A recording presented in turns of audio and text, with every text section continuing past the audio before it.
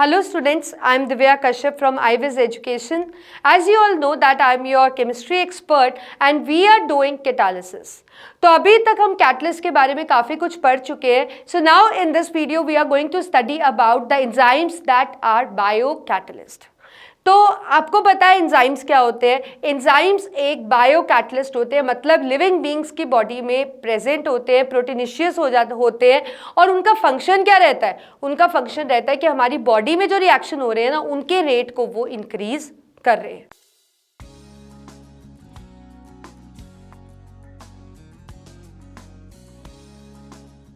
तो बेसिकली आप कह सकते हो कि जो एंजाइम है वो कॉम्प्लेक्स सब्सटेंस को सिंपल में तोड़ने में हेल्प करते हैं. They help in breaking the complex substance into simple substance and these enzymes are called as biocatalyst. Bio का मतलब they are present in living beings और कैटलाइज मतलब they increase the rate of reaction which are undergoing in a body. ठीक है. अब जैसे कि for example आपको पता है हमारी टेबल शुगर है सुक्रोज. अगर उस पर एंजाइम एक्ट करता है invertase, it get converted into simple sugar that is glucose and fructose. ठीक है. ऐसे ही अगर ग्लूकोज पे कोई एंजाइम एक्ट करे like zymase, it gets broken into more simpler substance, we get ethanol plus carbon dioxide. तो मतलब जो एंजाइम्स होते हैं वो हमारी बॉडी के अंदर रिएक्शन को कैटलाइज करते हैं और हमारी बॉडी के जो रिएक्शन है उनके रेट को बढ़ाते हैं. They are called biocatalyst because they are present in us, they are present inside the body. आपको पता है कितने सारे एंजाइम है हमारे पास. लाइवरी अमाइलेज है, हमारे पास पेप्सिन है, हमारे पास लाइपेज है, माल्टेज है हमारी बॉडी में. हमारे अंदर और कौन सा एंजाइम, एरिप्सिन है. ठीक है. तो there are lot of enzymes in our body which are acting on carbohydrate, proteins and fats and help in the digestion. उनको बड़े से छोटे में तोड़ने में उसको हेल्प कर रहे हैं. So these are all enzymes. अगर अब एंजाइम्स की हम एक्टिविटी की बात करते हैं, प्रॉपर्टीज की बात करते हैं, तो जो एंजाइम्स है ना वो उनकी एफिशिएंसी काफ़ी ज़्यादा होती है. मतलब वो रिएक्शन का रेट 10 to 20 टाइम्स बढ़ा सकते हैं. मतलब रिएक्शन के रेट को काफ़ी ज़्यादा इंक्रीज कर सकते हैं. And The plus point is they are required in very small amount. थोड़े से अमाउंट में एंजाइम अपना पूरा फंक्शन कर देता है. So they are required in very minute amounts. But on the other hand they are highly specific. जैसे कि आपके पास अमाइलेज है, अमाइलेज, तो अमाइलेज जो है शुगर्स पे ही एक्ट करेगा, वो प्रोटीन्स पे एक्ट नहीं करेगा. आपके पास पेप्सिन है, रिप्सिन है, that is going to act on proteins, वो कार्बोहाइड्रेट्स पे एक्ट नहीं करेगा. आपके पास लाइपेज है, that is going to act only on the fats, not on the carbohydrates, not on the proteins. Means they are highly specific. Particular तरह का enzyme particular तरह की चीज पे ही एक्ट करता है. And moreover they function at optimum temperature and optimum pH. तो जो टेम्परेचर है that should be around, they are best show their action at around 298 to 300 Kelvin. और जो हमारा pH है 5 to 7 pH पे हमें एंजाइम की एक्टिविटी अच्छी दिखने को मिलती है. आपने देखा होगा कि जब हमें थोड़ा हाई फीवर होता है तो हमें खाना खाने का बिल्कुल मन नहीं करता. हमें लगता है कि हमारा टेस्ट बड़ा बिटर हो रहा है and we don't like eating anything. उसका रीज़न ये है कि जो एंजाइम्स हैं they are best like they work in this range. तो जब आपको फीवर हो जाता है तो टेम्परेचर आपकी बॉडी का हाई हो जाता है, वहाँ एंजाइम की एक्टिविटी स्लो डाउन हो जाती है. इसीलिए आप जो खाते हो ना आपको लगता है वही डाइजेस्ट नहीं हो रहा और आपसे और खाया जाता नहीं है. ठीक है. ऐसे ही अब कई बार ऐसा होता है कि हम चाहते हैं कि एंजाइम की एक्टिविटी को हमें बढ़ाना है. मतलब हमें लग रहा है कि एंजाइम जो एक्शन कर रहा है ठीक कर रहा है, लेकिन हम उसकी एक्टिविटी को और बढ़ाना चाहते हैं. So there we can make use of coenzymes.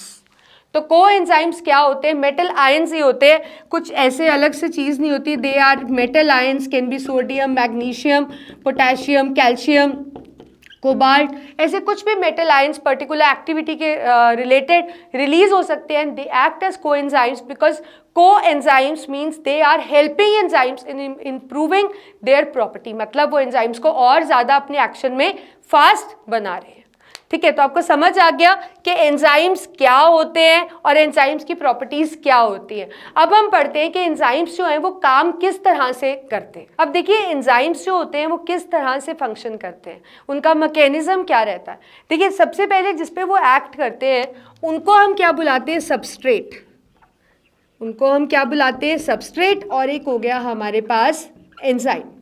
तो अब एंजाइम क्या करता है, सबसे पहले एंजाइम और सबस्ट्रेट आपस में लिंक हो जाते हैं और लिंक होकर एक कॉम्प्लेक्स बनाते हैं जिसको हम कहते हैं एंजाइम सबस्ट्रेट कॉम्प्लेक्स।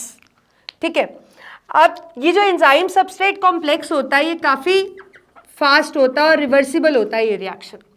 फिर ये जो एंजाइम सबस्ट्रेट कॉम्प्लेक्स है ये ट्रांसफॉर्म हो जाता है अपने आप ही एंजाइम प्रोडक्ट कॉम्प्लेक्स में, और उसके बाद एंजाइम अलग और प्रोडक्ट अलग। और ये जो रिएक्शन होता है ये काफ़ी स्लो होता है और ये रेट डिटरमाइनिंग स्टेप होता है। अब आप सोच रहे होंगे कि कॉम्प्लेक्स कैसे बना, ये एंजाइम सबस्ट्रेट कॉम्प्लेक्स प्रोडक्ट में कैसे चेंज हुआ। तो इसको हम अच्छे से एक्सप्लेन कर सकते हैं on the basis of lock and key model. It is being explained on lock and key model. अब जैसे आपको पता है कि हमारे पास कोई लॉक होता है तो वो हर की से तो नहीं खुलता ना, each lock has its own की। हर एक ताले के अंदर जो जगह बनी होती है की वही ग्रूव्स और रिजेस बने होते हैं चाबी के अंदर, तभी आप उस की को लगाते हो और झट से आप उससे लॉक खोल लेते हो। बट ऐसा नहीं है कि लॉक यहाँ पे कोई और लगा आप कोई और की ला के उससे खोल लोगे। We can not open that, हमें तोड़ना ही पड़ेगा उस लॉक को अगर हमारे पास की नहीं है उसकी तो। So in the same way like हर एक ताले की एक अपनी चाबी होती है, सिमिलरली यहाँ पे भी क्या रहता है, यही तरह का मैकेनिज्म है। आप देखिए जो सबस्ट्रेट होता है ना, पहले एंजाइम देख लेते हैं। एंजाइम के अंदर इस तरह से रिजेस रहते हैं। Let's see this is our enzyme, और एंजाइम के अंदर आप देख रहे हो आपको अलग अलग तरह के ऐसे ग्रूव्स एंड रिजेस दिख रहे हैं। ऐसे ही हमारे पास सबस्ट्रेट होता है, ऐसे ही हमारे पास सबस्ट्रेट होता है। जो सबस्ट्रेट होता है उसके अंदर भी हमें रिजेस और ग्रूव्स दिखते हैं। अब जैसे लॉक और की फिट हो जाती है तो आप देखो ये एक एंजाइम है, और ये भी हमने क्लियर किया था कि हर एक एंजाइम स्पेसिफिक है। ऐसा नहीं कि कोई भी एंजाइम उठाकर किसी भी रिएक्शन को कैटलाइज कर देगा, ऐसा तो नहीं होता ना। अब देखो ये जो सबस्ट्रेट है इसके अंदर स्पेशल जगह बनी हुई है और इस एंजाइम के अंदर भी स्पेशल जगह बनी हुई है ताकि ये आपस में फिट हो सकते हैं। जैसे हमारी फिंगर्स ऐसे फिट हो सकती हैं ऐसे ये भी आपस में फिट हो सकते हैं। तो इसीलिए हम कहते हैं कि जो एंजाइम्स हैं वो हाईली स्पेसिफिक है, पर्टिकुलर सबस्ट्रेट पे वही एंजाइम एक्ट करेगा। अब क्या होगा, ये एंजाइम और ये सबस्ट्रेट आपको दिख रहा है, ये they can fit into each other, तो ये इस तरह से फिट हो जाएंगे। इसको हम बनाते हैं ऐसे, मैं इसको देख लेती हूँ मैंने कहाँ कहाँ इसके रिजेस एंड ग्रूव्स दिए हैं। तो ये हमारे पास हो गया एंजाइम और वो क्या हो गया हमारे पास सबस्ट्रेट। तो सबस्ट्रेट को भी बना लेते हैं हम इसी तरीके से। हमने एक सेकेंड, हमने इसको इस तरीके से बनाना है या हमने इसको फिट कर दिया तो ये हो गया हमारा substrate. This is enzyme and this is substrate. तो ये बन गया एंजाइम सबस्ट्रेट कॉम्प्लेक्स। जब ये कॉम्प्लेक्स बनता है तो इसके अंदर, इस सबस्ट्रेट के अंदर कुछ चेंजेस आ जाते हैं। ऐसे चेंजेस आ जाते हैं कि इट ट्रांसफॉर्म इनटू प्रोडक्ट, मतलब ये इसको इस तरह से चेंज कर देता है that it transforms into product, और फिर जो एंजाइम होता है वो अलग से रिलीज हो जाता है और जो प्रोडक्ट्स बने वो अलग से रिलीज हो जाते हैं। So these are your products and this is the enzyme. So this is the lock and key model in order to explain कि देखो यहाँ पे एंजाइम और सबस्ट्रेट था, इन्होंने मिलकर ऐसे रिजेस एंड ग्रूव्स आपस में टाइटली लॉक हो गए जैसे लॉक एंड की होते हैं और ये बन गया complex. Then it gets transformed into enzyme and product and then finally enzyme अलग और आपका प्रोडक्ट अलग। So this is what is lock and key model. इसमें हमारे पास एक इंड्यूस्ड फिट मॉडल भी होता है। इंड्यूस फिट मॉडल का सिर्फ डिफरेंस यहाँ ये रहता है कि वहाँ पे ना जो सबस्ट्रेट और एंजाइम्स है, जैसे इसमें तो क्या था आपको दिख रहा है कि यहीं पे ये रिज है जो इस ग्रूव में फिट हो सकती है। उसमें क्या रहता है कि जो एंजाइम होता है ना, लेट्स से ये आपके पास सबस्ट्रेट है और इसमें ये एंजाइम है। अब आपको लगेगा ये तो आपस में फिट नहीं हो सकते, तो सबस्ट्रेट के अकॉर्डिंग एंजाइम अपनी शेप को बदल लेता है।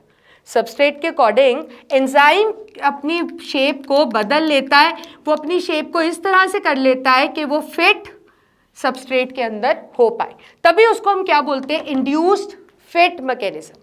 समझ गए आप? इसको आप रिलेट हैंड एंड ग्लव्स से भी कर सकते हो। सपोज आप ग्लव्स पहनते हो तो क्या होता है, ग्लव्स में फिंगर्स की जगह बनी होती है, तो जब आप अपनी फिंगर्स को एडजस्ट करते हो तो आप उस तरीके से एडजस्ट करते हो ना कि ये वाली फिंगर इसमें जानी चाहिए, ये वाली इस ग्लव के उसमें जानी चाहिए, तो वो एक तरह से आप इंड्यूस कर रहे हो, अपनी फिंगर्स को मूव कर रहे हो उस अकॉर्डिंग और ग्लव को एडजस्ट कर रहे हो उस अकॉर्डिंग कि वो आपस में फिट हो पाए, राइट। तो उसी तरह से ये है induce fit mechanism, where according to the substrate enzyme brings about changes in its structure so that they can fit together and then transform into enzyme product complex and then releasing the product and the enzymes.